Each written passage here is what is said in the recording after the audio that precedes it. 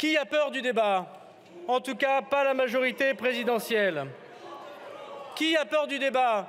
Ceux qui vont dans une alliance contre nature se mettre d'accord pour que les Français ne voient pas les choses avancer et pour désarmer nos policiers et nos gendarmes.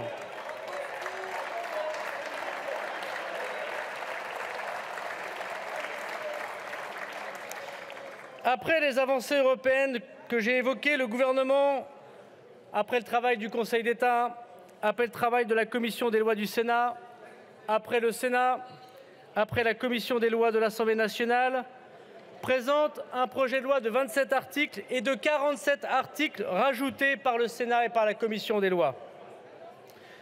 Cela veut-il dire que le texte est figé et que le débat est terminé? Non. Mesdames et messieurs les députés, le gouvernement ne fait que commencer le débat avec vous. Le gouvernement est disposé à étudier minutieusement les 2600 amendements déposés par les parlementaires. Les parlementaires qui, ayant déposé autant d'amendements, ont envie, à mon avis, de débattre.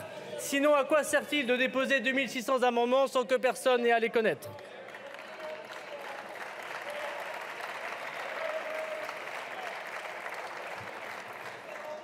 Nous rentrons ici avec la conviction que des compromis doivent être faits pour l'intérêt général, pour la protection des Français, pour la protection de nos frontières, pour l'intégration des étrangers, pour la lutte contre l'immigration irrégulière.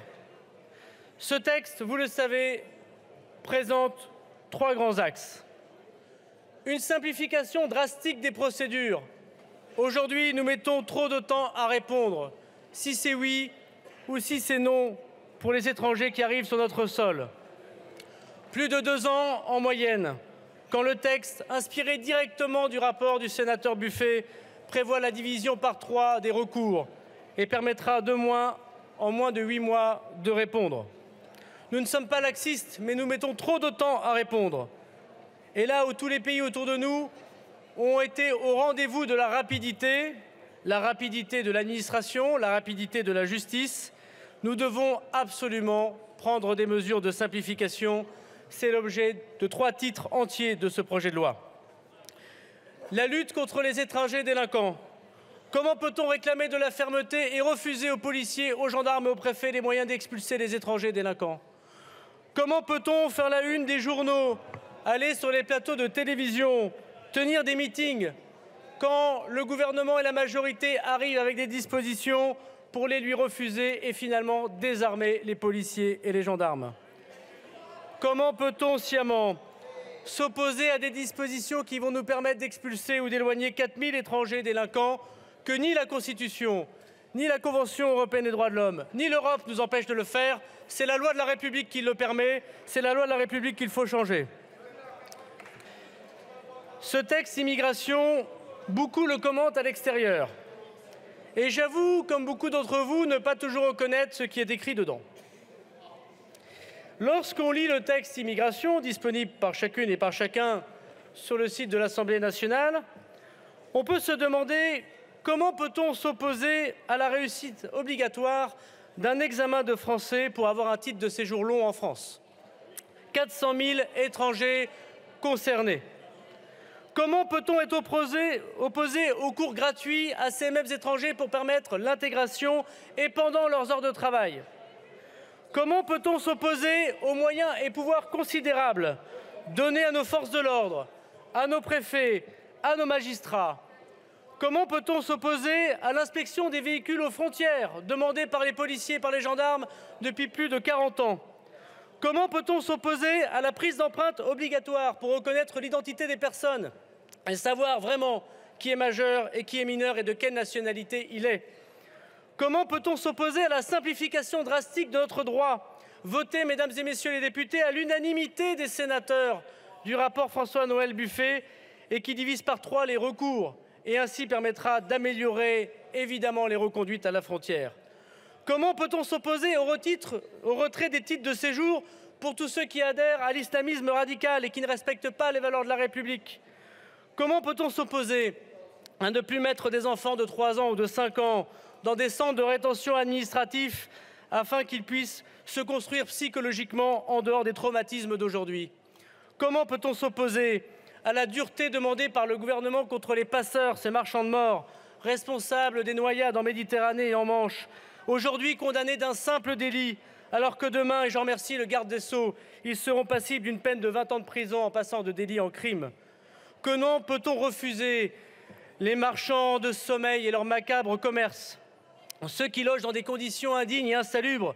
Et comme vous, j'ai été maire, avoir vu des enfants, des handicapés, des vieillards, des personnes vulnérables qui sont exploités par des personnes sans scrupules et qui sont responsables de l'immigration irrégulière.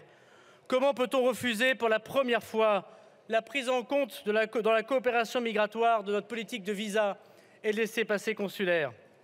Comment peut-on refuser les dispositions qui permettront plus à la justice, et notamment au juge des libertés et de la détention, de libérer un étranger dangereux d'un CRA pour simple nullité de procédure d'un policier?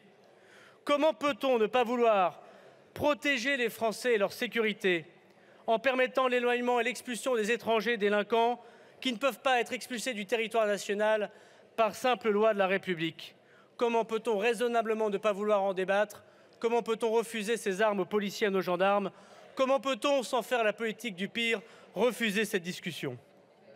Bien sûr, ce texte mérite d'être amélioré et la main du gouvernement est tendue dans l'intérêt général de tous les Français. J'ai dit publiquement quelles étaient les discussions possibles avec le gouvernement: le délit de séjour irrégulier, le débat obligatoire chaque année au Parlement, le renforcement de la menace contre l'ordre public et un meilleur encadrement qu'on appelle de la régularisation de l'article 4 bis, hier 3, qui permettra, j'en suis sûr, d'éviter et de certifier, de lutter contre tout appel d'air. La régularisation, je veux le dire, a ici été adoptée dans son principe par le Sénat. Rapprochons-nous de lui. Bien sûr, ce texte n'empêche en aucun cas les réformes constitutionnelles et conventionnelles. Mais, mesdames et messieurs les députés, il est une avancée considérable pour les Français, pour l'intérêt général, pour leur sécurité et pour les étrangers eux-mêmes. Il améliore tout ce que la loi ordinaire peut améliorer dans notre cadre constitutionnel actuel. La politique, c'est toujours un idéal à travers des réalités.